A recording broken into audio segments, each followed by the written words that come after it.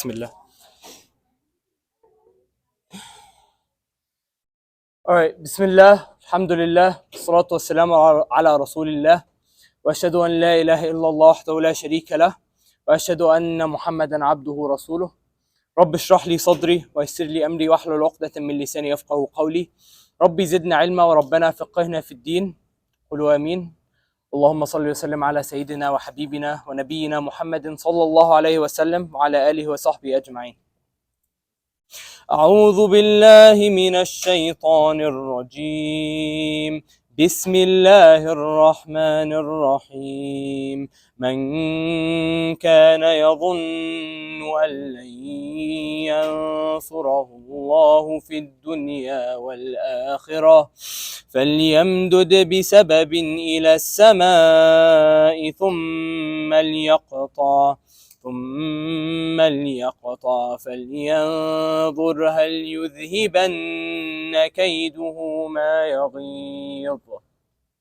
صدق الله العظيم. How are you guys all doing? A lot less brothers today, but alhamdulillah. Alright. Does anybody want to remind us what we talked about last week? Anybody? You two. Come on. You weren't here? Alright. Yes. The brotherhood. Okay, that's one of the things that we discussed. But what we mainly talked about was the Prophet entering Medina.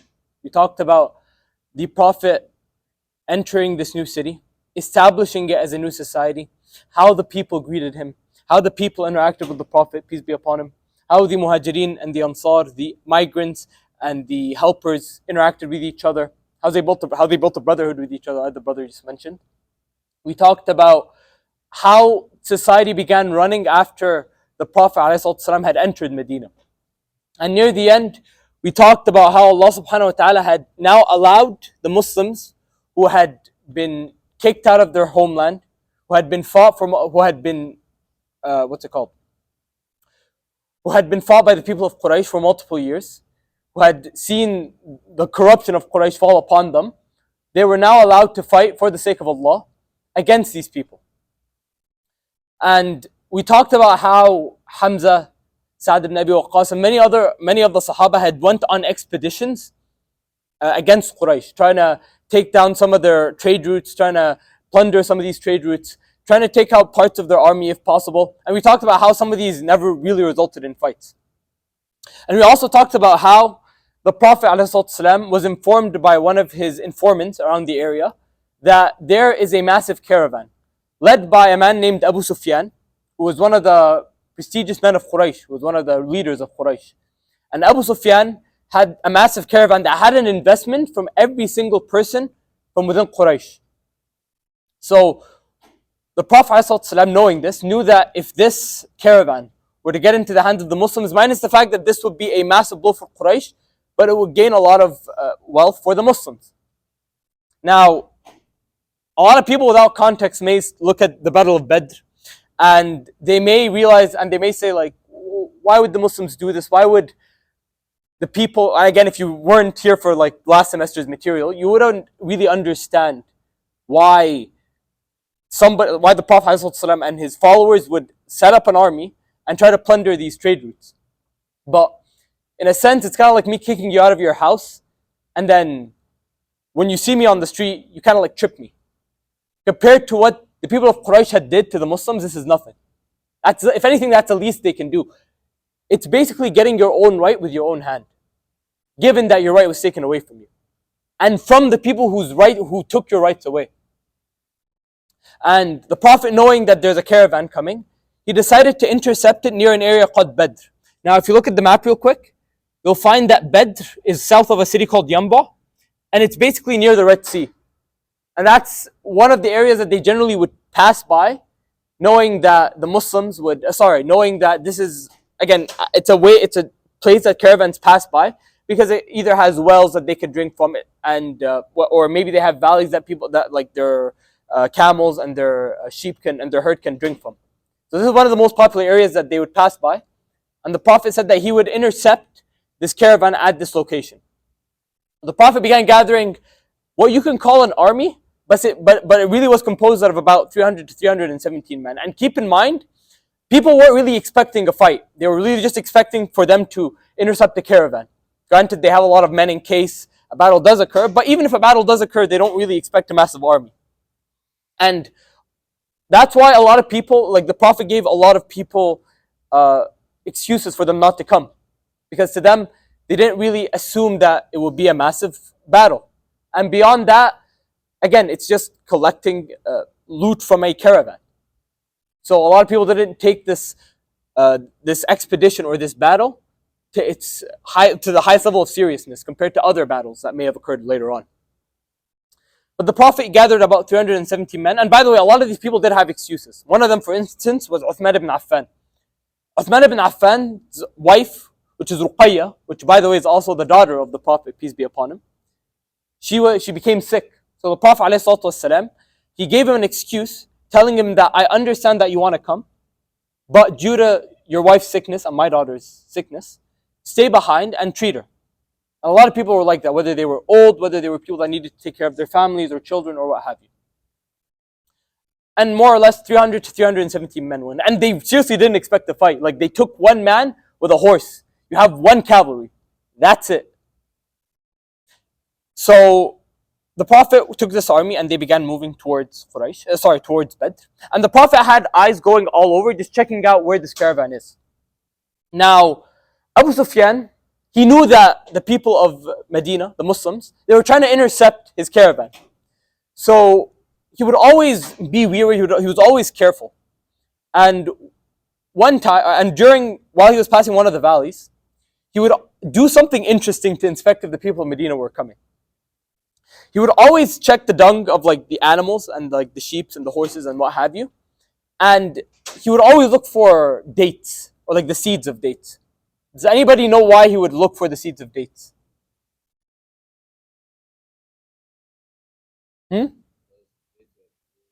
Dates were a surplus in Medina, yeah. Medina was known, their main export was dates. So what they would do is they would take these dates and again, no other tribe has this surplus of dates where they can feed it to their cattle or to their horses or to their camels or what have you. So the people of Medina, they would feed their cattle, their horses these dates, and then the seeds, it would be in their dung, more or less. And when he inspected like this dung and he found the dates, he knew that the people of Medina, he knew that the Muslims of Medina were about to intercept this caravan. So Abu Sufyan knew that he should have been on high alert because, again, this is one of their biggest caravans. There's an investor, all of the chiefs of Mecca have investments in this caravan. So Abu Sufyan sent a man who, in my opinion, has the funniest name in the entire seerah. His name was Dumdum ibn Amr. Dumdum ibn Amr was informed by Abu Sufyan to go to Mecca as fast as possible and gather an army. So in Mecca, people, there's a whole story called the Atika's dream. I'm not going to really talk about that. It's a long story. But all you really need to know is that the people of Mecca were it was quiet. They knew that something was happening, but it was relatively quiet. And then Dumdum came to the city, and just before he entered, he took a cattle, he killed it, he took the blood, he started spreading it all over himself, he started ripping up his clothes, and then he walked through the city, and he started calling upon the people. And he was panicking, and he would start screaming, and he started riling up the entire city of Mecca. Once everybody started, and again, this is not, again, imagine a man coming in, bloody clothes, ripped up. It means that he's come from some battle or something serious. And he's riling all of the chiefs near the Kaaba, and then he tells them that the Muslims are coming to intercept this caravan. Big blow. Now the chiefs of Mecca, knowing that their investments are in this, they started gathering an army from every single tribe. Every single tribe of Mecca now had an army prepared to go and fight. There were only two men who didn't go, and one of them, Abu Lahab. And Abu Lahab, he had a fear of fighting, more or less. And he had paid somebody who owed him. He said that he went to somebody who owed him, and he told him that if you fight in my place, I will spare you all of the money or anything that you owed me. And minus Abu Lahab, there were about 1,300 men gathered from the people of Mecca, ready to fight, from all of the tribes. Remember again, the Muslims had gathered 300 and they weren't even ready to go to battle. They weren't even expecting a battle. And here the people of Quraysh were ready to engage in battle with 1,300 men, with numerous cavalry. Again, horses back then, especially in deserts, wide areas, they're impactful and they help. Muslims only had one.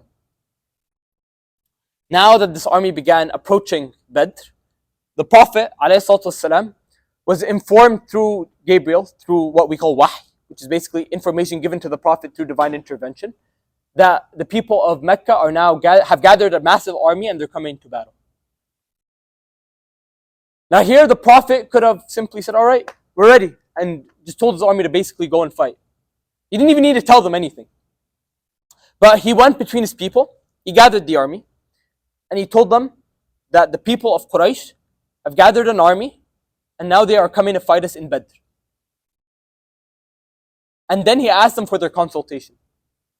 And here we see something that the Prophet ﷺ always does, yet we don't implement too much: consultation. Sometimes we think we know better. We don't really ask the person to our right, the person to our left, about what we need to do. And here's the thing, the Prophet knows he can't back down. He knows he has to go fight. It's not something that is really optional to him. Yeah, he consults the people to know how they feel, to know what their opinions are, to know how ready they are. The Prophet knew that these people weren't ready, he would have gathered another army. Or he would have done any of 100 other things. But the Prophet would always come back to his Sahaba, come back to his companions, come back to the people who have experienced battle, who have witnessed such and such. And he would always ask them what they needed or what their opinions were on certain matters. So the Prophet went up to his army and he asked them for their consultation. Here Abu Bakr as-Siddiq came up and he said, we're with you. We're ready to fight. And he gave the Prophet nice words and he encouraged him. Abu Bakr, or the Prophet ﷺ then thanked Abu Bakr and told him to sit down. And then he asked for their consultation again. Umar ibn al-Khattab came up and he did the same thing as Abu Bakr. And the Prophet thanked him and told him to sit down. And then he asked for their consultation again. And then, honestly, and I want you to think about this next saying by Al-Muqdad ibn Amr. Al-Muqdad ibn Amr, he came up to the Prophet and what he said to the Prophet was different than anything anybody had said to the Prophet before this. He came up to the Prophet and he said, O Messenger of Allah, proceed where Allah tells you to proceed. And we won't tell you as the people of Moses or Bani Israel told Moses. You guys check. They said when Moses was entering the Holy Land and there were people in it who were corrupt, when Moses was entering, they said they were scared.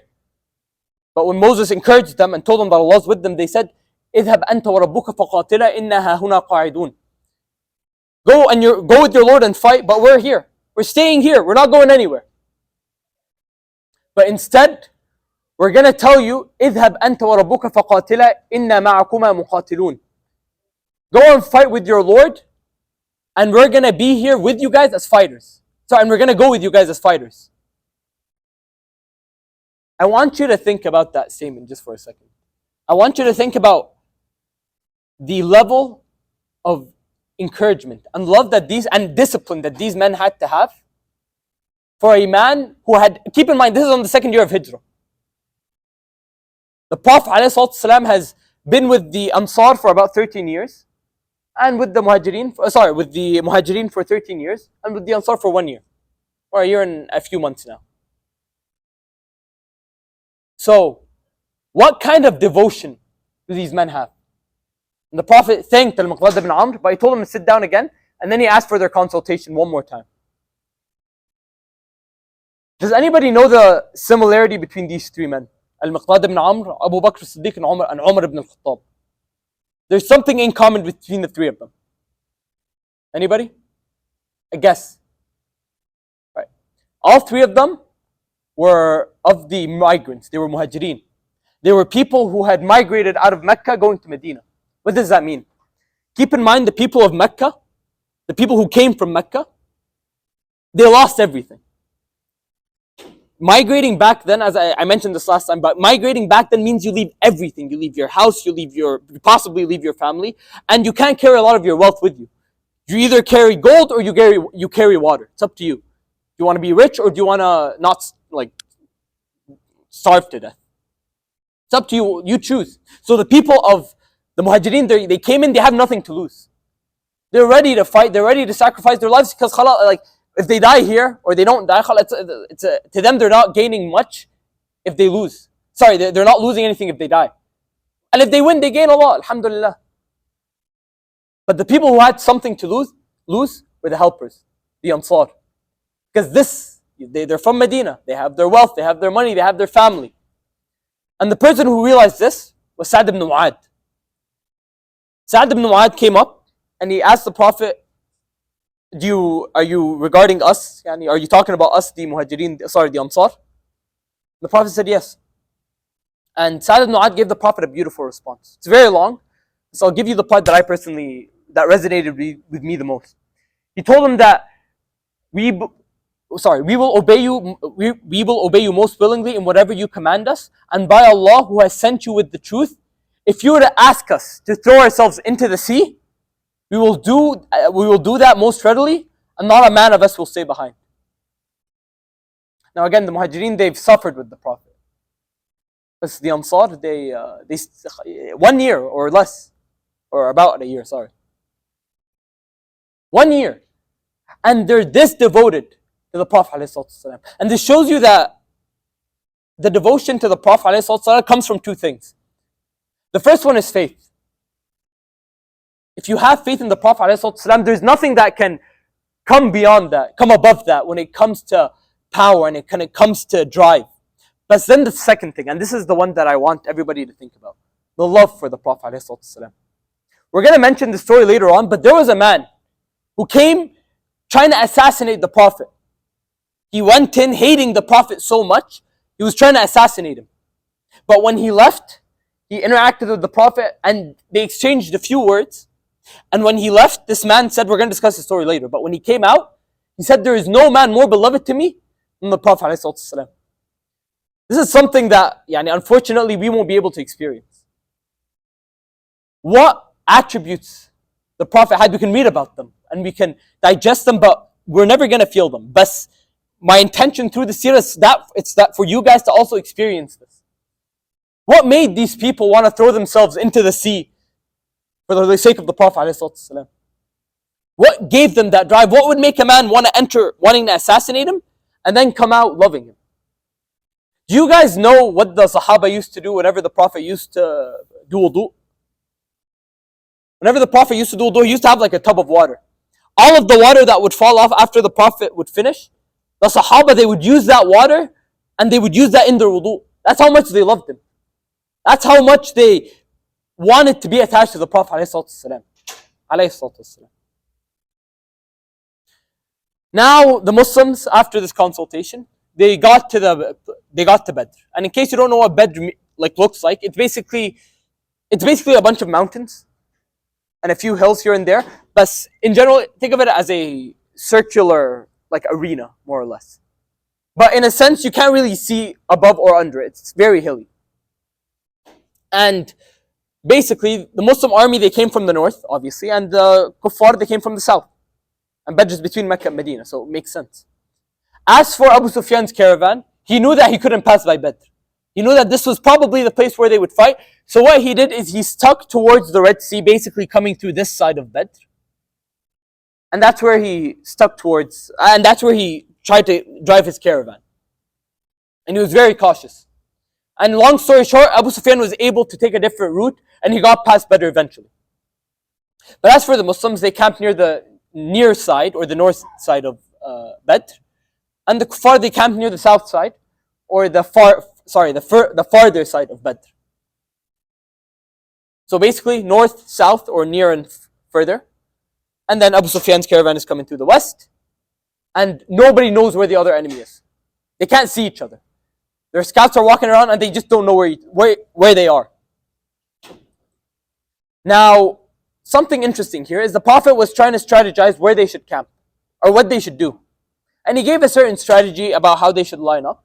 One of the Sahaba then came up to the Prophet and he asked the Prophet, is this a commandment from Allah subhanahu wa ta'ala, or is this from you? And keep in mind, the Prophet gets a lot of divine information from Allah subhanahu wa ta'ala. So when the Prophet was giving his strategy, the Sahabi, out of respect, he asked the Prophet, is this a divine strategy, or is this a human strategy, more or less? Look at the respect that he's providing to the Prophet. And then when the Prophet told him that no, it's from him, it's his strategy, he came up with it. The Sahabi, he asked the Prophet, he said, can I give you one that is better? Look at the respect when it comes to dealing with the Prophet, but realize something else. The Prophet, ﷺ, as much as we've talked about him, as much as we love him, he's still a human. And any human intervention that he gives us, and he has human characteristics. And we've even seen that, there's a hadith where the Prophet, ﷺ, he was informing somebody as to how he should collect his dates. But through the Prophet's information, basically the dates, he messed it up more or less. And the instructions that the Prophet gave him weren't correct. And then the Prophet told him, this is the dunya. I'll let you guys deal with that. There are certain things in the dunya that we deal with it the way that Allah subhanahu, or the way that we want to deal with it in this dunya. But when it comes to divine information from Allah subhanahu wa ta'ala, that's strict. Yes, there's a bit of overlap here and there. But as long as the overlap doesn't negate the religion or whatever divine information Allah subhanahu wa ta'ala has given us, we can roam here. You have to give zakat, but whether you give it in literal piles of gold, or whether you transfer that money into an account where zakat is collected, both are fine. You can do this, you can do that.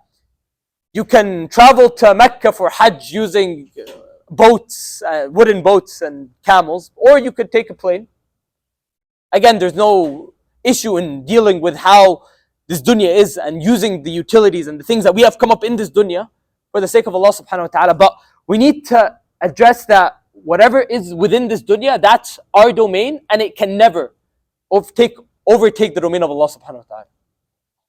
And what was this man's strategy? He told the Prophet, let's bury every single well, except for one, so we can use it.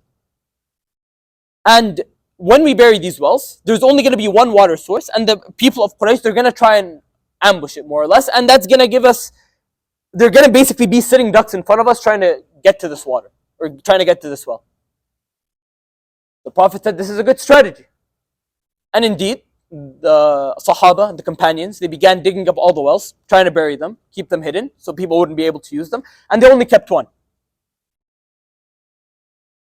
And ironically enough, this worked in the favor of the Muslims. We're going to talk about Quraysh in a second, but the night before, the battle, the people of Quraysh, they were celebrating and they were drinking. Now, does anybody know, I don't know if anybody, actually whoever takes biology here, do you know what happens when you drink alcohol? What happens to your, minus the fact that you get drunk, but do you know what happens to your level of thirst, or how thirsty you get after you drink it? Now, in case you don't know, generally after you drink alcohol, you become very thirsty.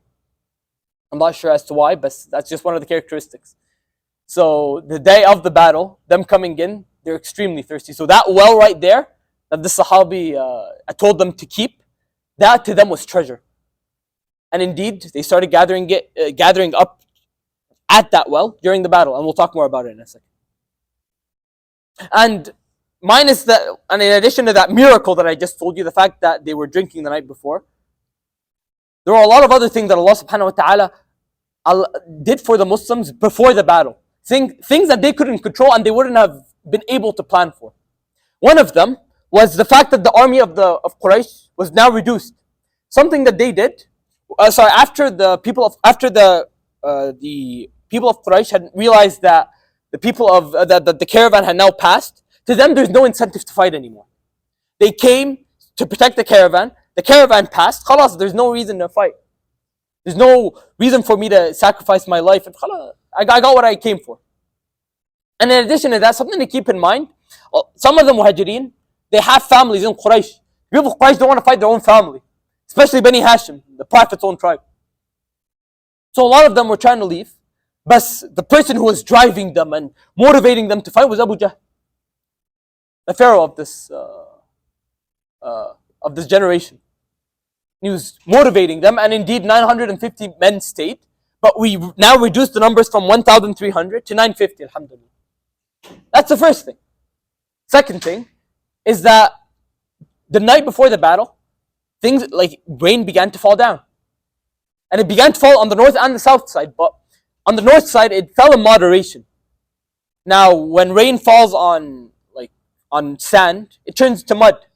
If it falls in moderation, that mud, it dries up very quickly and it becomes firm ground. Easy for soldiers to step on, easy for horses to move in. But if it rains too much, it just becomes muddy ground, and it takes more effort for you to take a step. Your cavalry isn't as effective because it's muddy floors. And this is from Allah's miracles. It rained very moderately on the north side, on the closer side, and on the further side it was much more heavy, so it was very muddy. And it was muddy to the point where they couldn't even utilize the water that was falling. Another thing was that the Muslims, in general, you generally keep one or two men as watchers. People to just watch out in case there's an ambush or something. But on this night specifically, إِذْ يَخْشَاكُمُ النُّعَاسِ, all of them fell asleep.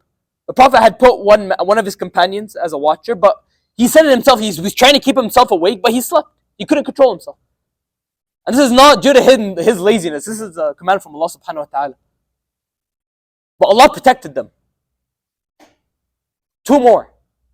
The Prophet ﷺ, keep in mind at this point they don't know where the other enemy is. The Prophet was walking around with Abu Bakr and they met a man. He looked like he was a local around. They asked this man if they had seen Quraysh or the tribe of Quraysh. Now this man said, I'll give you my answer. I'll tell you where they are if you tell me who you guys are. Now keep in mind, nowadays, if there's a king, if there's a prime minister or something, you'll see their photos plastered everywhere. I think you all have this university's president's image stuck to your head.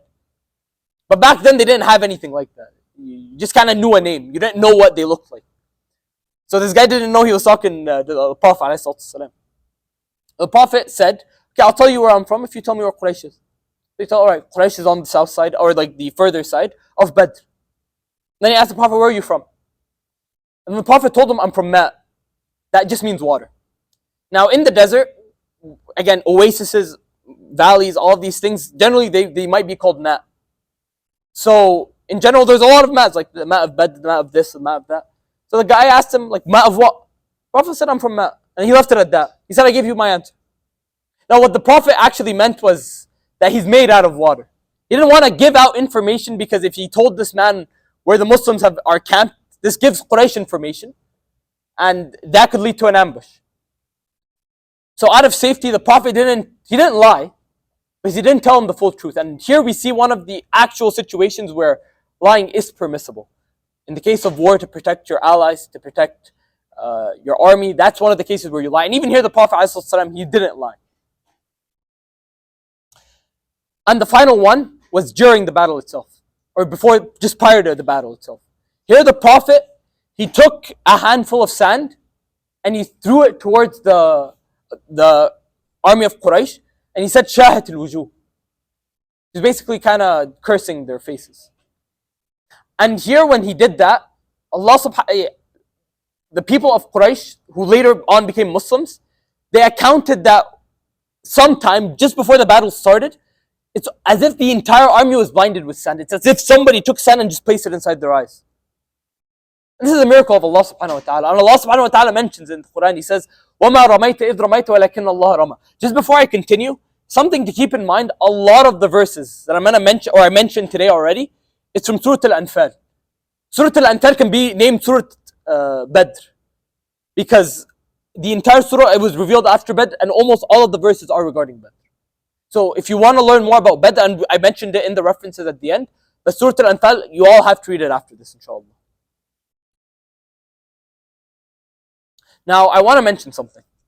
Sa'd ibn Mu'adh, we mentioned, Sa'd ibn Mu'adh, if I'm not mistaken, right? Yeah. He had talked about wanting to sacrifice himself for the Prophet ﷺ, and the army prepared to throw themselves into the water. And while that's true, if you actually dived into the souls of the Muslims, a lot of them were scared. A lot of them didn't want to fight. A lot of them just wanted the caravan. They wanted to gain the loot, and khalas. They didn't want to sacrifice their lives. And Allah subhanahu wa ta'ala mentions it. وَاذْكُرُوا إِذْ أَنْتُمْ قَلِيلًا مُسْتَضْعَفِينَ فِي الْأَرْضِ تَخَافُونَ أَن يَتَخَطَّفَكُمُ النَّاسِ. And remember when you guys were a small amount, weak within this world, and you guys were fearing that people could harm you. They were scared. A lot of them were.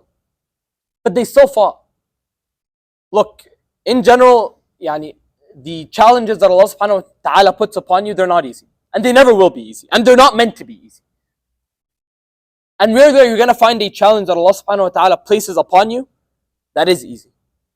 But it's up to you whether you do it or you don't. And you don't have to do it lovingly. You don't want to have to do it. You don't want to have to go into battle. You don't want to have to pray at this time of the night. You don't want to have to fast during your midterms or finals or whatever.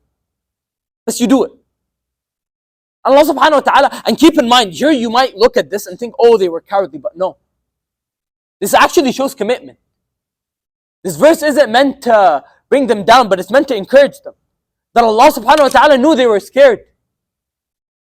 Yeah, He rewards them for it. And subhanAllah, the person who Allah subhanahu wa ta'ala knows is scared, and He sees him do something for His sake, even though he's scared, Allah rewards him more than the person who isn't afraid. Somebody like Hamza has battled hundreds and hundreds and hundreds of people. Went to many battles. To him, another battle, it's nothing to him. But somebody who's never went to battle, he's scared. So Allah rewards him for it. And then the day of the battle came.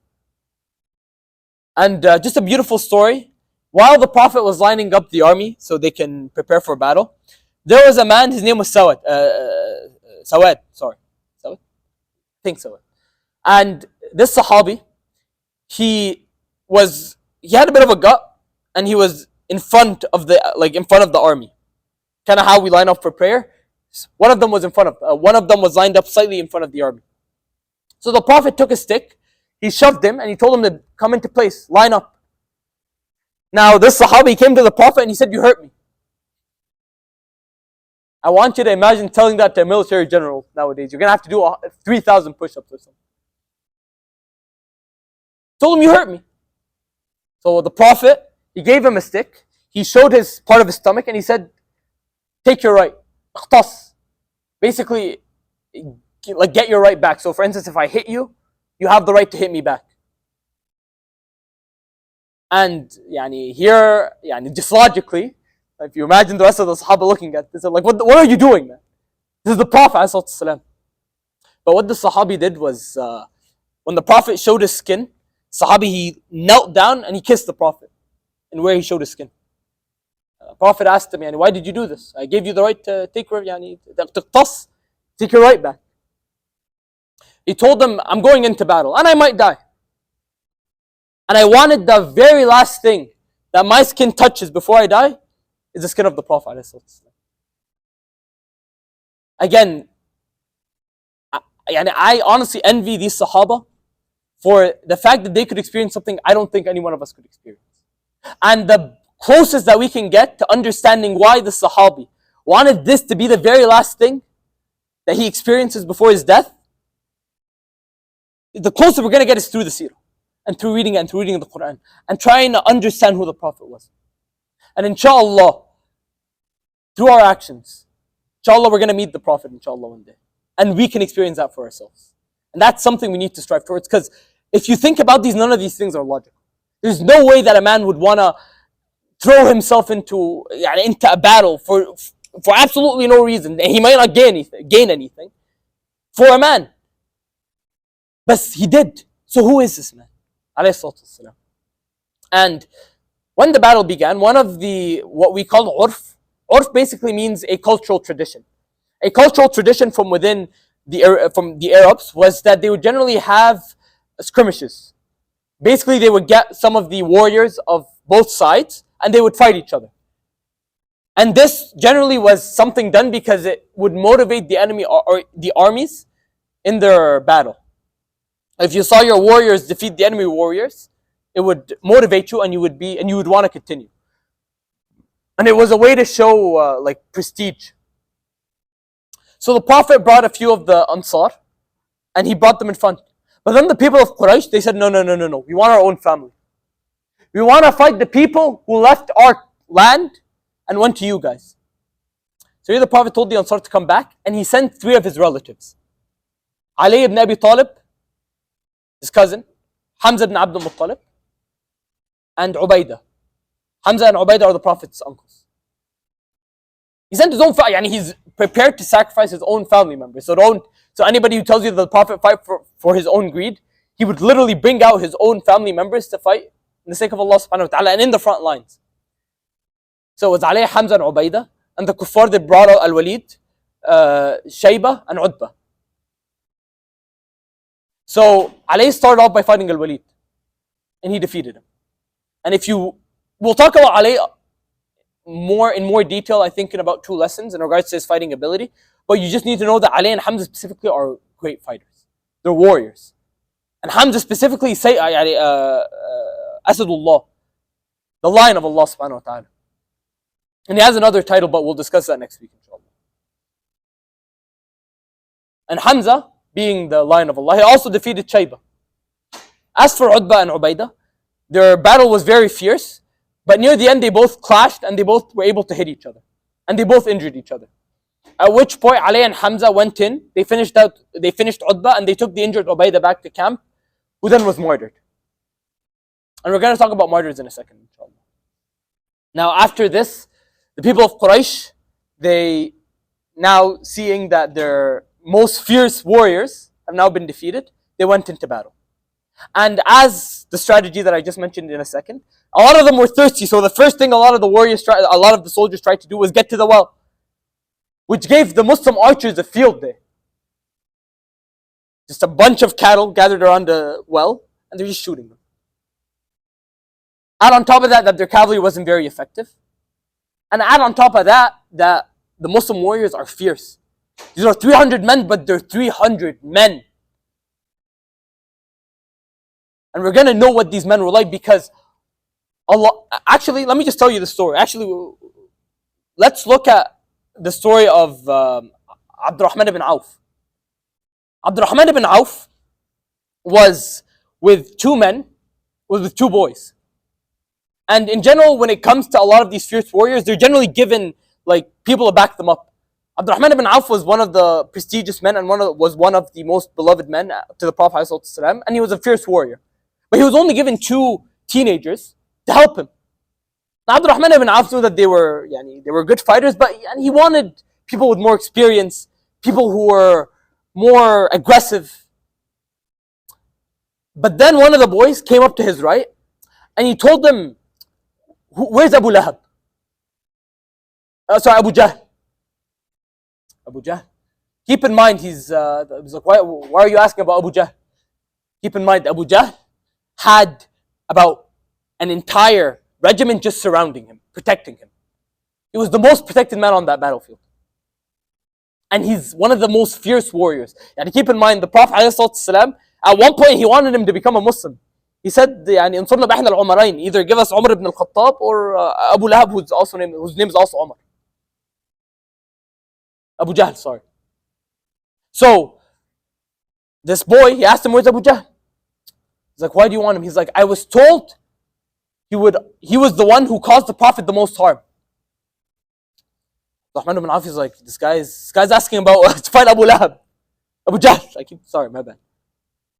And then the other kid came in and he's trying to be secretive because he doesn't want the other one to know what his plan is. And he asked him, "Where's Abu Jahl?" Now at this point, Abdurrahman ibn Auf knew that he wasn't surrounded by just 2 teenagers. He knew how committed these boys were. He looked around, and then he saw Abu Jahl, as I mentioned, surrounded by an entire regiment. Men surrounding him from every direction. He's like, he's that man over there. And by the time he just pointed, he looked to his right, he looked to his left, these boys dashed towards him. They dashed towards Abu Jahl, and they started fighting the men around him, and eventually they got to the core where they both tried to slash Abu Jahl. And both dealt lethal blows to Abu Jahl. Not killing blows, but lethal blows. At this point, Abdurrahman ibn Auf was just like, One of these boys died, given that now he's surrounded by an entire regiment. As for the other one, his arm got hit so badly that it didn't come off, but it was it was kind of dangling off of his skin. And while he was trying to escape, he realized that it's kind of holding him back. So he wrapped it around his leg, pulled his leg down so it can come off. If that wasn't gruesome enough, again, I told you, these aren't men, these are men.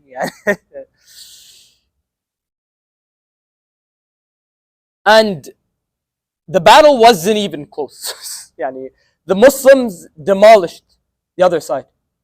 But not just through the will of the Muslims, but through the will of Allah subhanahu wa ta'ala. Because not only were the Muslims fighting, but Allah had sent down 1,000 angels.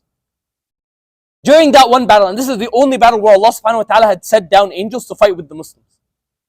And the Prophet, after the battle itself, he would tell them, let me show you the deaths that you guys did versus the ones that the angels did. They would go around, and certain bodies, again, some of them were just normal kills, like blood splattered. And others were, there was like burn marks near the scars of the people of the soldiers who died. He said, those are the angels' kills. Any burn marks that you see, that's from an angel. Allah gave these people support. And again, when it comes down to anything that you do, Allah subhanahu wa ta'ala doesn't really need us for anything. Allah subhanahu wa ta'ala could have sent down these 1,000 angels, or he could have just caused an earthquake and just brought that entire army to its knees. But Allah used these people, some of which were martyred. And to show you the benefit of a martyr, the Prophet was talking about how if any one of you dies right now, you go to heaven. Anyone. At which point, one of the Sahaba, his name was Umayr ibn Hammam. Umayr ibn Hammam was eating dates. While the Prophet said that, he looked at his dates, he's like, well, you're telling me that the difference between me living here and going to heaven is that battlefield right there? He's like, yes. And he looked at his dates, he's like, these dates are temporary. He threw them. He got up, took a sword, and he died as a martyr. Allah used him. And through using him, He gave him heaven. Allah used these 300 men, and the 14 of which had died. Only 14, which we'll get to in a second. Allah either uses you or He replaces you. But He doesn't need you. So make sure you're used by Allah subhanahu wa ta'ala. And after all was said and done, after the battle had finished, the people of Quraysh, they realized that they were losing, they realized that they had no power, and then they began to retreat.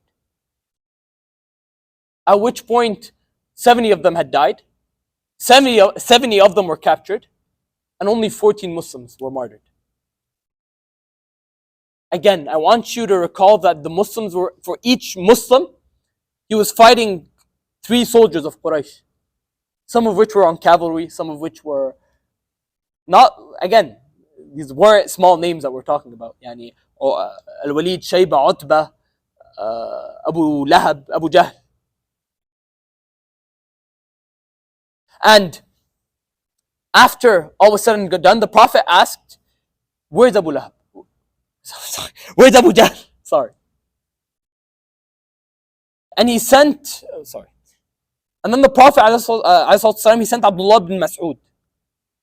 He sent Abdullah ibn Mas'ud to try and find Abu Lahab, Abu Jahl. I'm saying Abu Lahab, I'm sorry. Went to find Abu Jahl. At which point he looked around and he found him.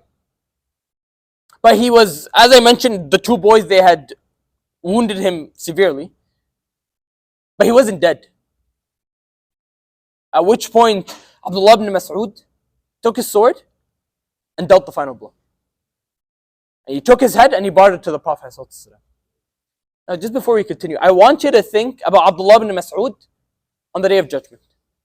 Allah subhanahu wa ta'ala asks him about his actions. And all he has to say is, I killed the enemy of Allah, the enemy of the Prophet. I killed Abu Jahl. And keep in mind, but if you look at how he killed him, he didn't put in, he was a corpse right in front of him. He just was breathing and talking. He just slashed him, he brought his head. But I killed him. You understand how much of prestige that is? But, with all due respect, if I was in his place during that moment, I could have done it, you could have done it, anybody could have done it. It was a very simple thing to do. So, but Allah subhanahu wa ta'ala chose Abdullah ibn Mas'ud. And not only did He choose him, but He chose him for a reason. Because Yes, during that very moment, Allah subhanahu wa ta'ala gave him Abu Jahl's head on a silver platter. But look at everything that happened before that. Abdullah ibn Mas'ud was kicked out of Mecca. He suffered, he was tortured, and he went into this battle 300 against 950 or 1,000 people almost. Yani all of the prerequisites that came to this silver platter being presented in front of him, could any one of us have done that? Allah will present you with silver platters, but you gotta work towards it. You ever meet somebody and you're just like, how lucky could this kid get? This guy doesn't study, yet somehow his GPA is double mine. I spent this many hours doing this, and this guy got a job at I don't know where. And again, yani, I'm not telling you to do hasad. Yani. Don't like wish what's best for your brother, but doesn't that happen? People around you, you find that things are just given to them. But here's the thing, you don't know what that person went through. That person could have strived in his own way for the sake of Allah in different ways, and Allah wanted to give him a gift. And not a gift that he necessarily worked for. And that happens to you too. You ever study for a subject that's just difficult, and then you go into the final and you don't understand a single word written on your paper, yet somehow when you get the grades back, you did pretty well? But what about the opposite? You ever go into a midterm that's just free, and you just write it up and you're like, all right, I got this, and then you get the grade back and you're like,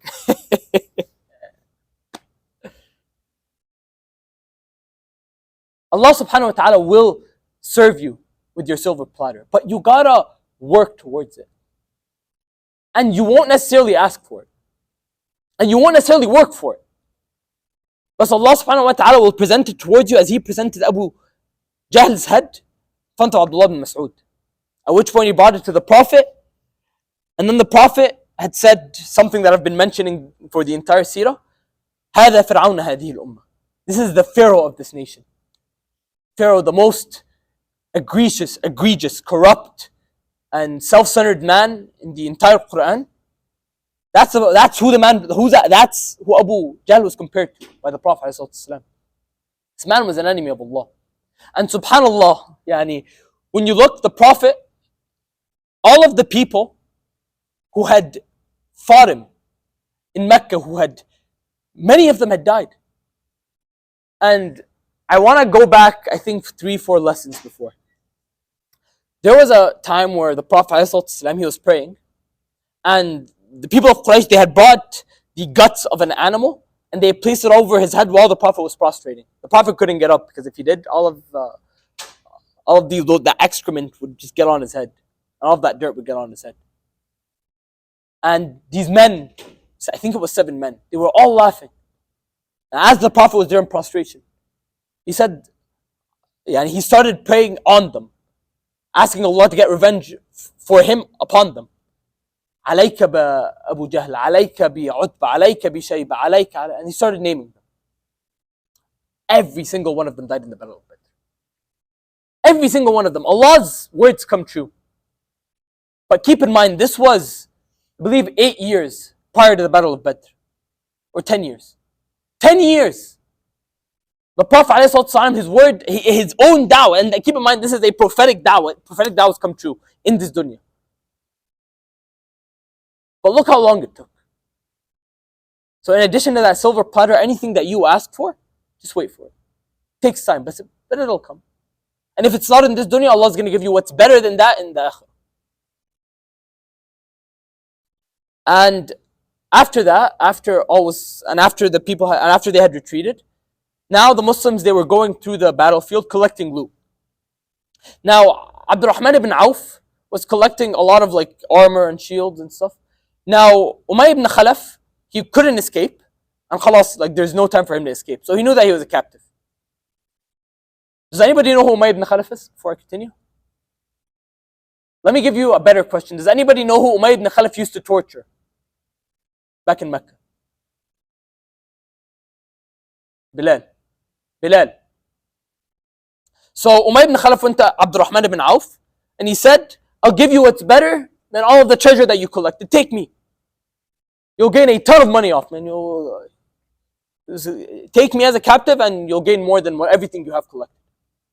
Imam was like, all right. So he left some of his stuff and he took Abdurrahman ibn Auf. And he took Umayy ibn Khalaf. As he was going with him, Bilal saw Umayy ibn Khalaf.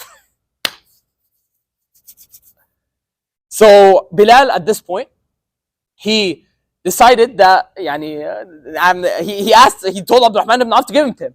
Abdurrahman, he's like, I took him as a captive. He's my captive, yeah. But Bilal, this isn't some random man in Quraysh knows Umayy ibn Khalaf. So Bilal started going around and he started instigating. He started going to the Muslims. He's like, yo guys, you want to know who used to torture me? You guys want to get revenge for me? And this is Bilal, yani Mu'adhin al-Rasul. People love him. Muslims started getting hyped up. They're like, where is he? Collected a whole group. He's that man right there next to Abdurrahman ibn Auf. Muslims gathered around him. Abdurrahman ibn Auf wants Umayy ibn Khalaf, so he started shielding him. But now the people are kicking, they're slashing, and Umayy ibn Khalaf died. Abdurrahman ibn Auf, now he just got beat up more or less because he was trying to defend him. And he lost on all of the loot that he was collecting, and he lost on Umayy ibn Khalaf. What did he say about Bilal? He's just like, Allah samah. May Allah forgive him. But that just shows you the level, what the Muslims had deep in, the Muhajirin specifically, had deep inside of them. As for the rest of the captives, most of them, 3 things were done. Either they were ransomed, so you give me a price and I give you back this prisoner, especially to the ones who were wealthy. Or if some of these people had previously done things for the Prophet ﷺ, or for some of the Sahaba, or for some of the Muslimin. If they had any form of allegiance, they were freed. Anything at all. Even if it was the smallest thing. This guy, he helped me cross the road 7 years ago. Okay, he's free. Anything at all. Or the last thing, if they didn't have any money, or they didn't have any allegiances, if they had taught 10 children how to read and write, they were given freedom.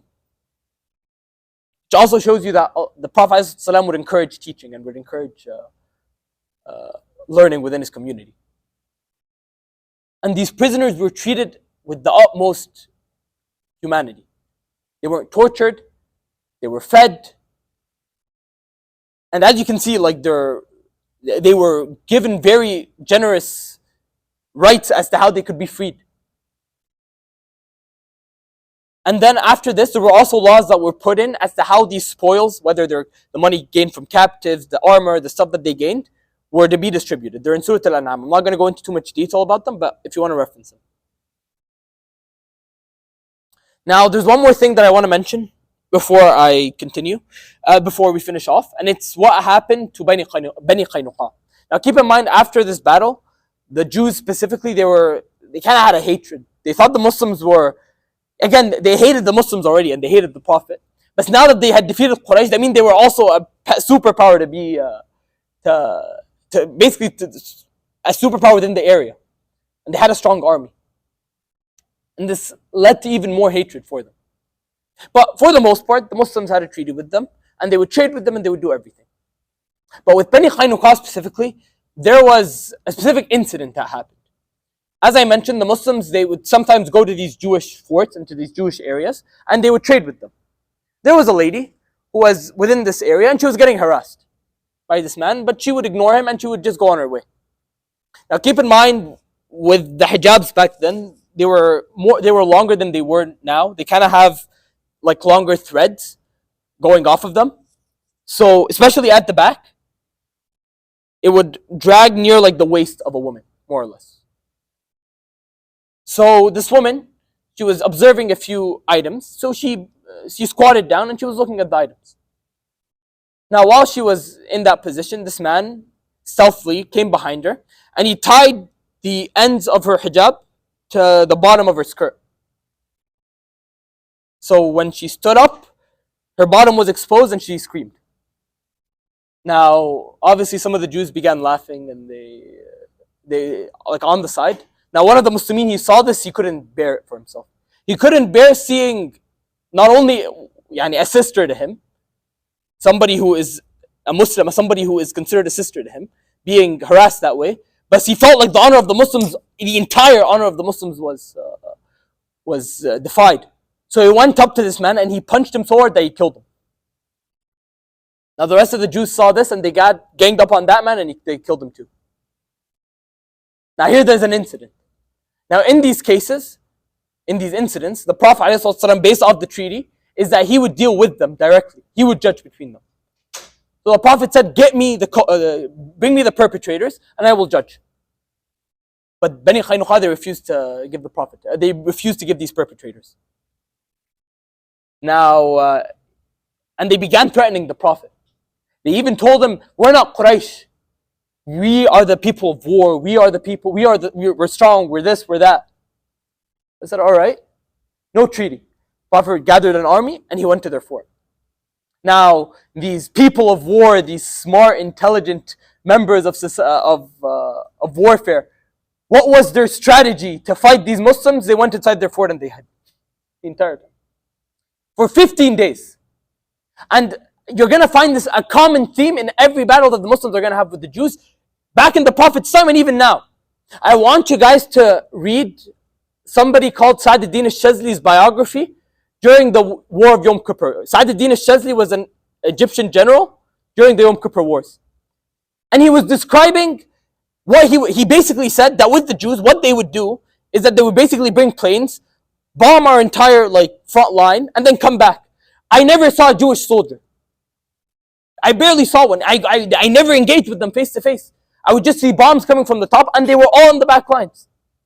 Every single battle you will find with them, they're either in forts or they're hiding behind. So even right now, and even right now in Palestine, you'll find that they're just using drones to strike the children and the innocent people on the ground. They don't come down as soldiers, and when they do, And after 15 days, Allah began pouring fear into them, and eventually they were all captured. And now they were waiting as to what the Prophet was going to do with them. Here, Abdullah ibn Ubay ibn Salul, Ra's al-Munafiqeen, the head of the hypocrites, he had an allegiance with Bani Qaynuqa. And he knew that if the Prophet were to judge them with death or what have you, all of these deals would they would no longer exist. So he would lose a lot of things. So he went to the Prophet and he says, "Ahsin lima wali, do good to my allegiances." Prophet, he ignored him. Then Abdullah ibn Ubay Salul went to the Prophet's direction. He's like, "Ahsin lima wali, do good to my allegiances." Prophet's trying to ignore him and he's trying to move away, at which point Abdullah ibn Salul grabs him. Keep in mind, the Sahabi here now, they're getting fired up. They're like, he says again, "Ahsin lima wali, do good to my allegiances." Now, before the Sahaba gang up on Abdullah ibn Salul, the Prophet tells them to stop. He says, "Take them. Do with them whatever you want." Now keep in mind, as I mentioned before, the Prophet, if people had allegiances, he would feed them. And Abdullah ibn Ubay ibn Salul, even though he's a hypocrite, and the Prophet knows he's a hypocrite, he has said that he believes in Allah subhanahu wa ta'ala and His Messenger. So the Prophet has to deal with him the same way he deals with the rest of the Muslims. Else the Prophet isn't consistent. And that's what makes hypocrites dangerous. And that's why they're in the lowest depths of hell. Is because you need to treat them the way that you have to treat everybody else, even though they don't deserve it. So the Prophet gave Abdullah ibn Ubay ibn Salul these people, and khalas, he led them, and he just let them. But he wouldn't make an allegiance with them. Now the fear that was built into Bani Qaynuqa, into the Jews, it was so severe, and almost all of them left Medina. All of them left Medina and they started gathering in an area north of Medina called Khaybar. I want you to remember that city because we're going to be mentioning it again in 2 classes, inshallah. But again, the Jews started gathering up in Khaybar. Now, after everything that happened in Badr, the people of Mecca now coming back, they're furious. They just lost most of their chiefs. They just lost a battle against a third of their numbers. And Abu Sufyan now took leadership because he was the only one of the chieftains who was alive. Now, Abu Lahab now. Keep in mind, he didn't go to battle. So when he came back and he heard about this, he was furious. Now, one of the Muslims in the area, in Mecca, who was hiding his Islam, he couldn't migrate. He was kind of cheerful. Abu Lahab saw him and he got mad, so he started harassing him. At which point this Muslim defended himself. He hit Abu Lahab on his head and it caused a fracture, or caused his head to split. But then that split, it started to get infected and he got this contagious disease to the point where Even his own family couldn't visit him. And after 7 days of contracting this disease, Abu Lahab was dead.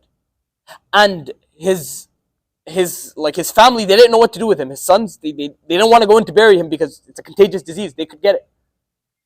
But then after days, his corpse started to smell, and the smell started to spread around the neighborhood. People were like, yeah, you can't do this. This is your father.